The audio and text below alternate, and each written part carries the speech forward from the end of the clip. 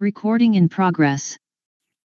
Now, next chapter is related with the curvilinear motion of a particle. Last time we just discussed about the rectilinear motion of a particle. उसमें kinematics part and the kinetic parts we just cover up. Now, next we have to move to the curvilinear motion of a particle. So, when a particle is moving along a curved path, that is said to be curvilinear motion. And this, if this curved path lies in a plane, then we call it as the plane curvilinear motion. And when the direction of the force acting on a particle varies, or when the particles have the some initial motion in a direction that does not coincide with the direction of the force which is acting on the particle, then the particles moves in a curve path, right? तभी वो curve path में हमारा move करता है when the initial velocity of the जो आप apply कर रहे हो over the practical is not coincide with the direction of the force which is acting on the particle, right? For example, जैसे आप कोई भी स्टोन थ्रो करते हो तो ड्यू टू द ग्रेविटी जो स्टोन कवर करता है पाथ वो है हमारा पैराबोलिक पाथ कवर करता है, बिकॉज जिस इनिशियल वेलोसिटी के साथ हम उसको थ्रो कर रहे हैं वो उसकी जो पाथ है उसके साथ वो कोइंसाइड नहीं करता है, right? Now next we go for the position vector, velocity and the acceleration, right? So to have we have to define the position vector. So if we have to define the position vector, तो उसके लिए we have to define the coordinate along the x and the y axis. Suppose यहाँ पर जो एक particle है p जिसके की at any instant of time t आपने ले लिया, उसकी position जो है वो है p. जब आप इसको कोऑर्डिनेट एक्सिस को मीट कराओगे तो उसके साथ जो रिलेशन बनाएगा या जो लेंथ होगी, this length describe the position vector. तो यहाँ पे जो ये r है, r is the position vector of this particle p at the time of the t, right? Again t plus delta t जब आप टाइम करते हो तो अगेन पार्टिकल जो है वो मूव कर जाता है टू द अनदर पाथ जो कि हमने p डैश से यहाँ पे डिस्क्राइब किया. Again you have to join the o and the p dash, उसको आपने रिप्रेजेंट किया है पोजीशन वेक्टर के साथ r डैश के साथ, राइट? तो again t plus delta t जो है, t प्लस डेल्टा t में जो पोजीशन ऑफ दी होगा वो हमारा r डैश के साथ हम उसको रिप्रेजेंट करते हैं, राइट? तो अगेन जब भी हमें position vector of any particle और ऑफ एनी ऑब्जेक्ट डिफाइन करना है तो first we have to choose the coordinate along the axis, उसी के रेस्पेक्ट में we have to define the position of the particle, right? तो अगेन वेलोसिटी क्या हो जाएगी? इंस्टेंटेनियस वेलोसिटी, उसको हम डिफाइन कर सकते हैं delta R divided by delta T, and when limits delta T tends to zero means कि जो p और p डैश पॉइंट हमने डिफाइन किए थे they are getting closer, and the vector v obtain at the limit becomes the tangent to the part of the p, right? तो उस case में जो magnitude of the velocity है, also called the speed, is we can obtain by the, जब ये limit delta T tends to zero तो उसके लिए हम लिख सकते हैं ds डिवाइडेड बाय dt. तो स्पीड ऑफ द पार्टिकल और the velocity of the particle can thus be obtained by differentiating with respect to the time the length of the arc which is described by the particle. जो length of the arc describe कर रहा है particle, उसको with respect to the time अगर हम differentiate करेंगे, then we will get the value of the speed, right? Now next we have to go for the components of the motion. Rectangular components जो हैं of the velocity in the x direction और in the y direction, वो कैसे होते हैं या किसके equal होंगे? तो vx in the x direction is equal to dx divided by dt. खाली आपने फॉर्मूले ही देखने हैं इसमें, और dy और the y dot is equal to dy divided by dt means with respect to time अगर आप जो y कोऑर्डिनेट है उसको डिफरेंशिएट करोगे या motion in the y direction जो है उसको आप डिफरेंशिएट करोगे, then you will get the value of the velocity in the y direction और in the x direction. Again अगर आपने v निकालना है तो उसके लिए v के लिए आप क्या करोगे? vx component और जो vy component है उसका स्क्वायर रूट निकालोगे, then you will get the value of the velocity. और डायरेक्शन निकालने के लिए आपको क्या करना है? vy divided by vx tan theta अगर आप लगा दोगे तो tan theta is equal to vy divided by vx और theta is equal to tan inverse of vy divided by the vx. Now we have to consider for the acceleration of the particle की acceleration of the particle क्या है?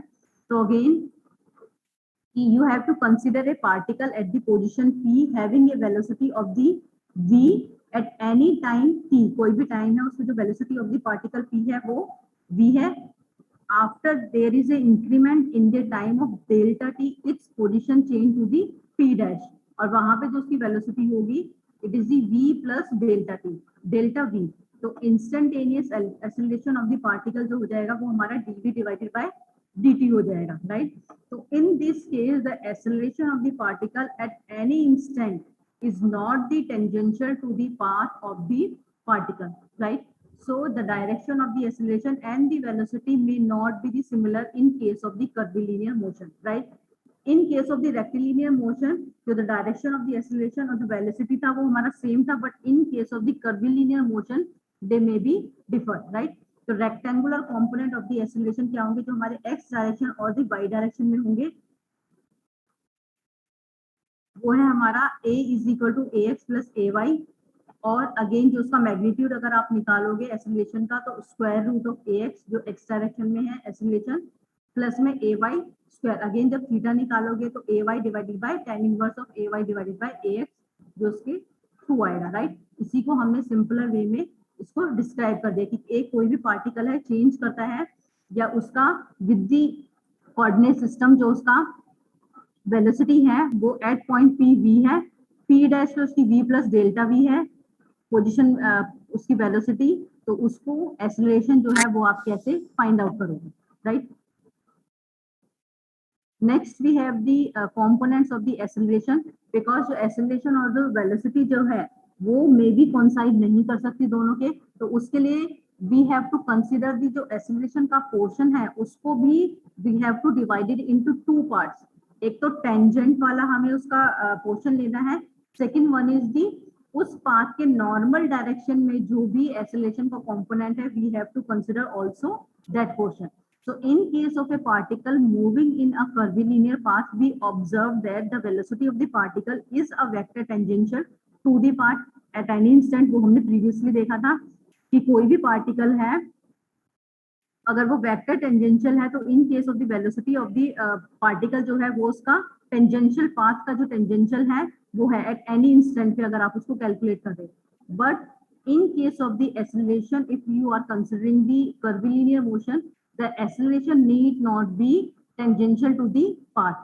So we have, if we want to express the expression for the acceleration of the particle in component form, so we have to consider the component of the acceleration also.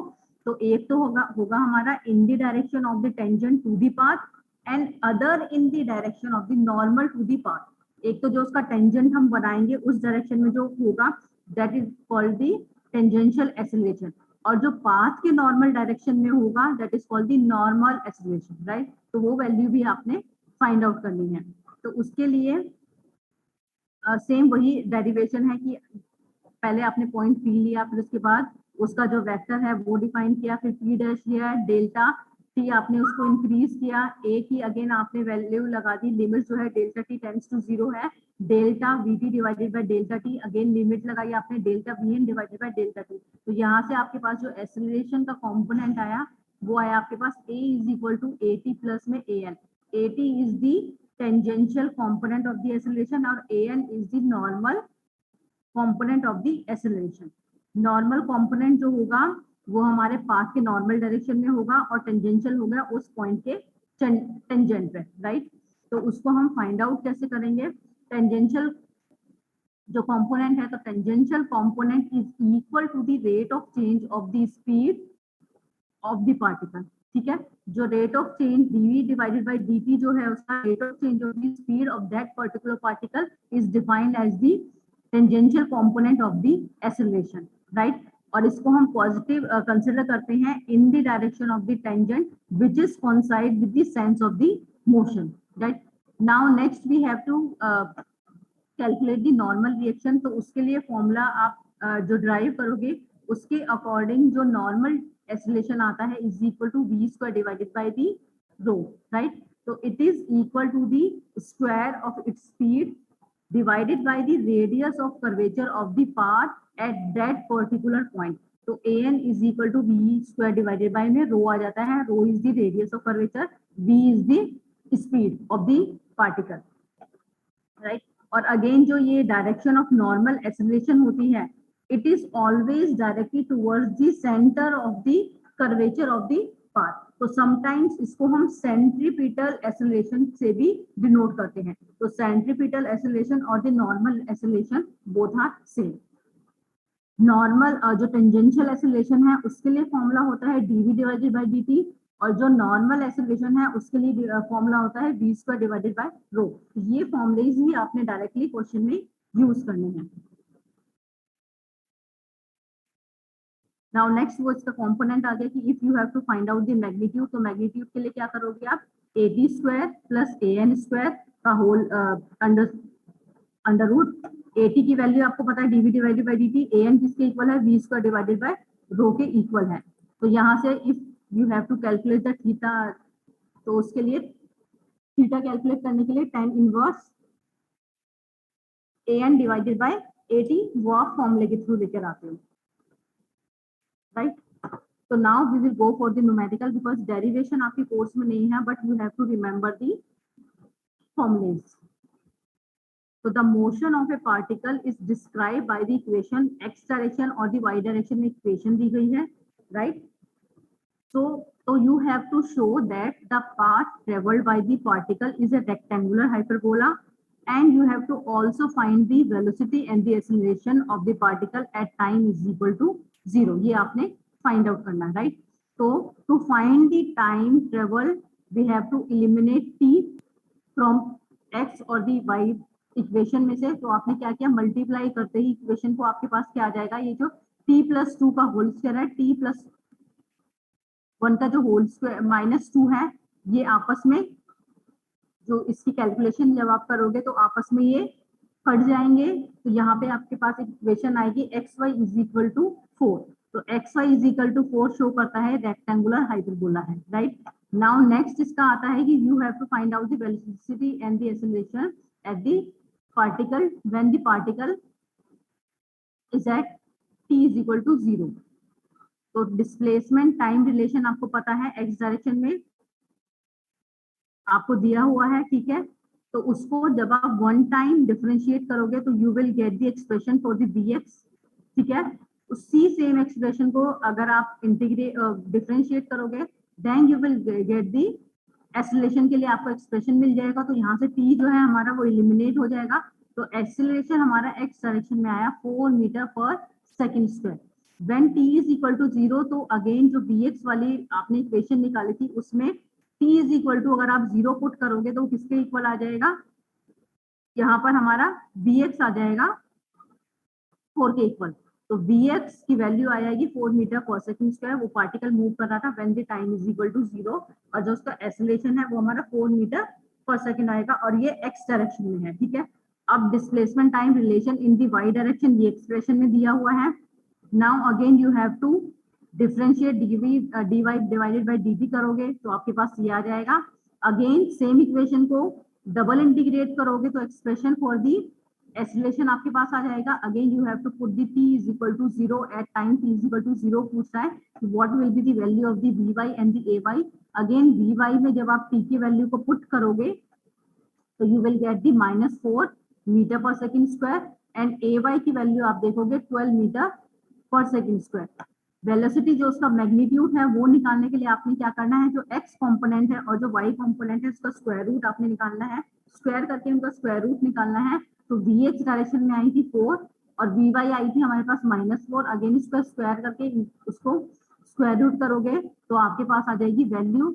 और tan theta जब आप निकालोगे तो tan theta is equal to vy divided by vx होता है। तो यहाँ से you will get the value of the velocity जो कि हमारा 5.66 मीटर पर सेकंड के इक्वल है।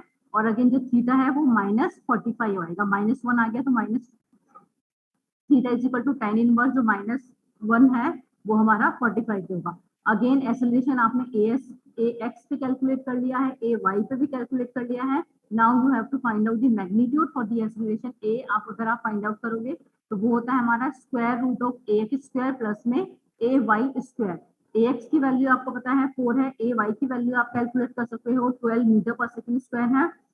वैल्यू जब आप निकालोगे तो वो आपके पास आएगी 12.65 metre per second square. Again जब आप इसमें अल्फा निकालोगे, tan अल्फा निकालोगे तो it is equal to the tan inverse of ay divided by में ax। तो ay डिवाइडेड बाय ax ये आपके पास ये आ जाएगा। तो आपके पास अल्फा की वैल्यू आ जाएगी tan इनवर्स ऑफ कि वो आपके इक्वल होता है 71.6 डिग्री के इक्वल होता है, राइट। तो ये पूरा का पूरा इस तरह से सॉल्व होगा कि एक आपको डिस्प्लेसमेंट की एक इक्वेशन दे दी जाएगी, वहां से you have to find out the expression for the velocity. Next अगर सेम इक्वेशन को डबल इंटीग्रेट करोगे you will find the expression for the acceleration. अब अगेन उसमें t की फॉर्म में पूरी की पूरी इक्वेशन आएगी और टाइम कुछ दिया होगा या t is equal to 0, t is equal to 1, 2, 3 कितने पे भी है you have to find out the velocity and the acceleration of the particle. तो इस टाइप से आप ये क्वेश्चन में पुट करके इजीली आंसर निकाल सकते हो। तो एक टाइप का क्वेश्चन आपका ये बनता है। नाउ नेक्स्ट है हमारे पास a motorist is travelling on a curve road of radius 20 ये 200 मीटर है, 200 metre at the speed of 72 kilometre per hour, right. Now you have to find out the normal and the tangential component of the acceleration, right. कि जब भी कोई भी है वो curvilinear path कर रहा है तो उस केस में जो एक्सेलरेशन है उसके भी अगेन दो कंपोनेंट हो गए, एक तो उसकी टेंजेंट डायरेक्शन में होगा और सेकंड उसके नॉर्मल टू दी पाथ की डायरेक्शन में होगा, राइट। तो वो दोनों आपने फाइंड आउट करते हैं। नाउ नेक्स्ट इसका पार्ट है if he applies brake to slow down his car uniformly to a speed of 36 km per hour in 10 seconds. Now you have to find the normal and the tangential component of the deceleration just after the brake are applied, right? तो उसमें 72 kilometre per our, पहले उसको metre per second में आपने दोनों को change कर लिया, 72 को एंड 30 को। When the traveling at the constant speed, जब वो constant speed के साथ मूव कर रहा है इनिशियल केस में 20 मीटर पर सेकंड के साथ, तो उस केस में जो नॉर्मल एक्सेलरेशन कंपोनेंट होगा किसके इक्वल है, v square divided bye r के इक्वल है। तो v आपको पता है, r आपको पता है, तो यहाँ से you will get the value of the an। जो हमारा नॉर्मल एक्सेलरेशन है वो आपको मिल जाएगा। अगेन जो 80 है मींस की टेंजेंशियल जो उसकी एक्सेलरेशन होगा वो किसके इक्वल है, dv divided by dt, because v is constant. तो 80 की जो वैल्यू होगी वो 0 हो जाएगी, right. But at the instant when the brakes are applied the car has a tangential speed of 72 kilometre per hour, 20 metre per second है।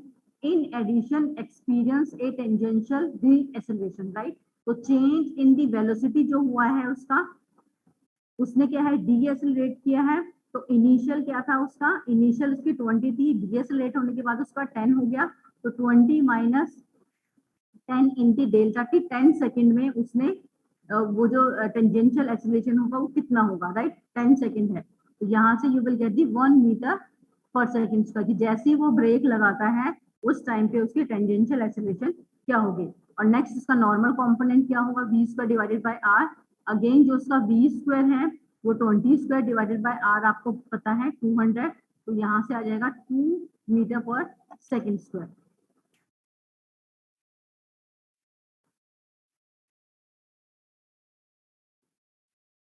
Okay, next question है कि एक car start from the rest, initial velocity उसकी start वो rest से कर रहा है, मींस कि u is equal to 0, initial velocity जो है उसकी 0 है। On a curve path, on a curve road of the 250 meter radius and accelerate at a constant tangential acceleration of 0.6 meter per second square, right। 80 की value उसने दी हुई है, 80 की value 0.6 meter per second square है। now you have to determine the distance and the time for which that car will travel before the magnitude of the total acceleration attained by it becomes the 0.75 meter per second square, right। Total acceleration का मतलब है कि value of दी ए उसने दे दी है आपको, तो value of दी ए उसने दे रखी है 0.75 मीटर पर सेकंड स्क्वायर। तो नाउ सबसे first you have to write all the given datas, given datas में आपके पास क्या क्या है। गिवन डेटास में आपके पास है, एक तो आर दे रखा है इन्होंने 250 मीटर, रेडियस जो दे रखा है, 80 की वैल्यू दे रखी है एंड ए की वैल्यू दे रखी है, ठीक है। तो 80 ए की वैल्यू आप दे रखी है, तो again you can easily calculate the value of the A N. तो यहाँ से आपको ए आपके पास है 80, आपके पास है a is equal to under root of 80 square plus a n square है। ए एन की वैल्यू यहाँ से आप निकालोगे, ए की वैल्यू आपको दी हुई है 0.75 स्क्वायर स्क्वायर माइनस 80 की value 0.6 metre per second square है, वो आप कैलकुलेट कर लोगे। तो ए एन इज इक्वल टू आपके पास आ जाएगा 0.45 metre per second square, right. तो ए एन किसके इक्वल होता है, a n is equal to v square divided by r. तो वी स्क्वायर किसके इक्वल हो जाएगा, v square is equal to a n into r. A n की value कितनी है 0.45, आर की वैल्यू कितनी है 250 क्वेश्चन में आपको दी हुई है। तो यहाँ से आपके पास वी की वैल्यू आ जाएगी 10.6 metre per second, right. Now उसने क्या पूछा है, टाइम उसने पूछा है, तो उसके लिए आप ऑलरेडी जो इक्वेशन ऑफ मोशन आपको पता है, तीन इक्वेशंस जो यूज करते हो, v is equal to U plus 80। तो u इनिशियली उसने लिखा हुआ है कि स्टार्ट फ्रॉम द रेस्ट, तो u is equal to 0। v की वैल्यू आपके पास आ गई है, a की वैल्यू आपको पता है, तो यहाँ से you can calculate the value of the t। तो again you have to put u is equal to 0, a is equal to 0.6, और यहाँ से t की वैल्यू आप कैलकुलेट कर दोगे कि v डिवाइडेड बाय दिस, तो 10.6 डिवाइडेड बाय 0.6, तो t आपके पास आ जाएगा 17.68 सेकेंड, राइट। कि जब लास्ट में वो एक्सीलरेशन अटेंड कर रहा है, तो कितने टाइम के बाद वो जो मोटरिस्ट है या जो वो कार है वो अटेंड कर रही है इतना acceleration. Now next you have to determine the distance also. तो डिस्टेंस के लिए again you know the formula कि v की वैल्यू आपको पता है, u की वैल्यू आपको पता है, a की वैल्यू आपको पता है, s you can easily calculate. तो v स्क्वायर आपको पता है, u की वैल्यू 0 है, a की वैल्यू आपको पता है 0.6, तो again s is equal to v square divided by 2 into a आ जाएगा। v की वैल्यू आपको पता है 10.6, a की वैल्यू आपको पता है 0.6, तो यहाँ से जो डिस्टेंस आएगा वो आपके पास आ जाएगा 93.63 मीटर, राइट। तो ये इस टाइप के भी क्वेश्चन होते हैं कि यहाँ पर कोई भी अगर कर्वीलिनियर पाथ वो ट्रेस कर रहा है, तो उस केस में जब भी वो कर्वीलिनियर पाथ ट्रेस कर रहा है, तो you have to find the component of the acceleration also. और वो कंपोनेंट हमारे कौन कौन से होंगे एक्सीलरेशन के, एक तो टेंजेंट की डायरेक्शन में होगा और एक normal to the path direction में भी होगा। तो ये दोनों कंपोनेंट्स भी आपको फाइंड आउट करने होंगे। तो उसके लिए फॉर्मूला आपको पता है ए एन का और ए टी का। ए टी जो टेंजेंशियल कंपोनेंट है is equal to d v divided by d t, और जो ए एन आप फाइंड आउट करोगे a n is equal to v square divided by r. V is the speed और the velocity, R is the radius of the curvature along the path, right? एक oscillation of the pendulum का भी expression है, ये same उसी वे में complete होता है कि now you have to go for the जो उसकी टेंजेंशियल वेलोसिटी है उसके लिए, और अगेन जो उसकी टेंजेंशियल एक्सेलरेशन आएगा प्लस में जो उसका नॉर्मल एक्सेलरेशन आएगा, तो दोनों के लिए जहां पे भी आप कर्विलिनियर पोर्शन कंसिडर करोगे वहां पे आपको जो एक्सेलरेशन है उसके दोनों आपको पार्ट लेने पड़ेंगे, एक तो नॉर्मल डायरेक्शन में और एक टेंजेंशियल डायरेक्शन में, right? So next we will do in the next class. ये सेम उसी टाइप के क्वेश्चंस है जहां पे कि आपको या तो x डायरेक्शन v डायरेक्शन में फाइंड आउट करना होगा अगर पोजीशन वेक्टर के थ्रू दे रखा है, और अगर नॉर्मल कर्व के थ्रू आपको फाइंड आउट करना है तो वेलोसिटी का तो सेम रहेगा dx डिवाइडेड बाय dt या ds divided by dt, right? और एक्सेलरेशन के दोनों कंपोनेंट आपको देखने पड़ेंगे, right?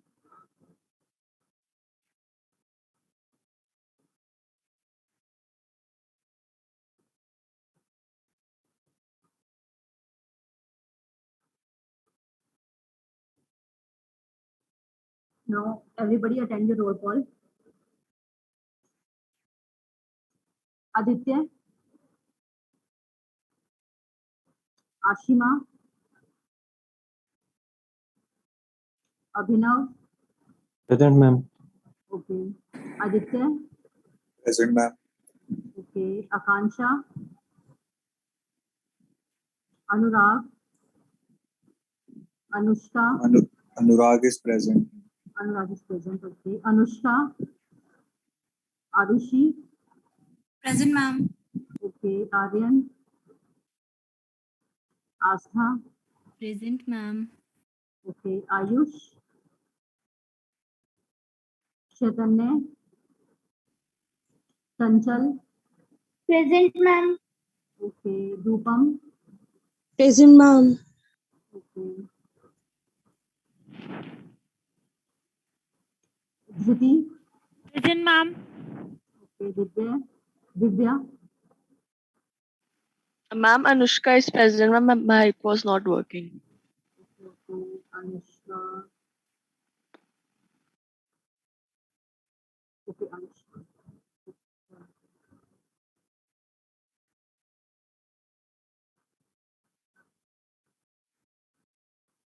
Ma'am, Sneha is also present.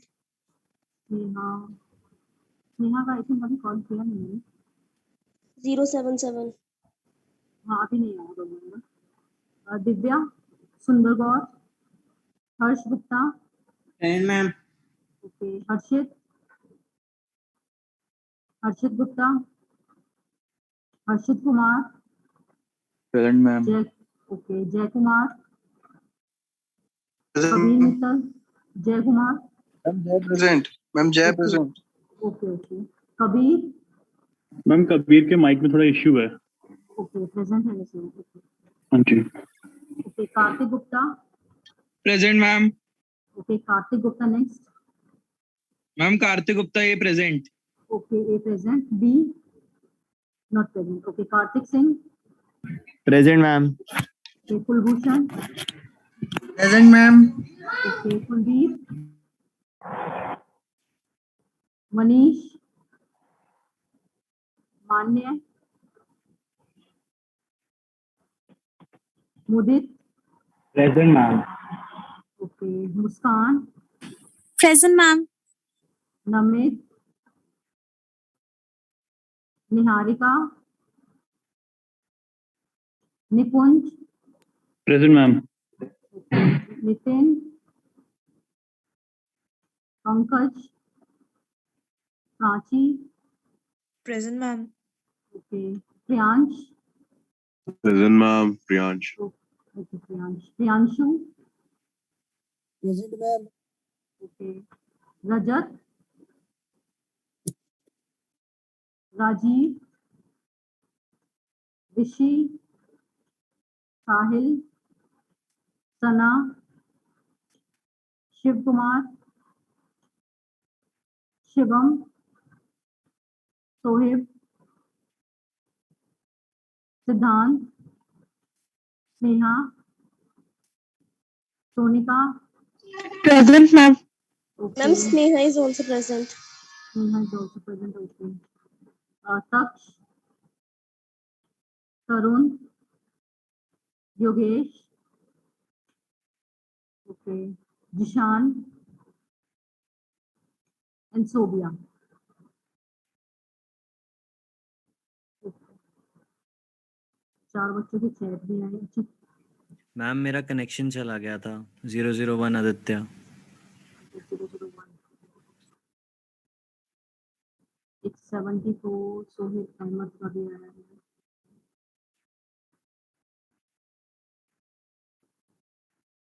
Anurag,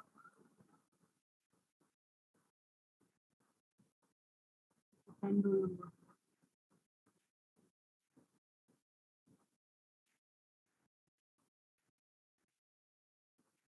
Anurag present and 001 Aditya ना 1 रोल नंबर ना ओके यस मैम ओके। मैंने गूगल क्लासरूम मैंने क्रिएट कर दिया है, मैं लिंक आज भेज दूंगी। आपके जो 2 चैप्टर कंप्लीट हो गए हैं रिलेटेड विद रेक्टिलिनियर मोशन मैं वहीं पे पोस्ट कर दूंगी। तो जितने भी उसमें न्यूमेरिकल हैं, जितने भी टाइप्स के हैं, वो आप एक बार करने की कोशिश करना उसमें, राइट।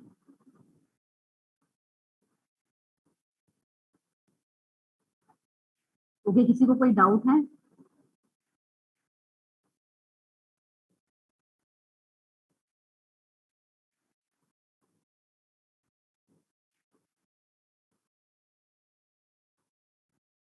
ओके, मैं क्लास एंड अप कर देती हूँ फिर।